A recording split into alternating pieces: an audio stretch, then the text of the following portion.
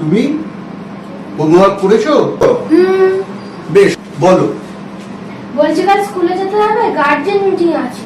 তুমি তো জানো আমার অফিস থাকে, তুমি তোমার মাকে গিয়ে বলো। মায়েরও তো স্কুল আছে।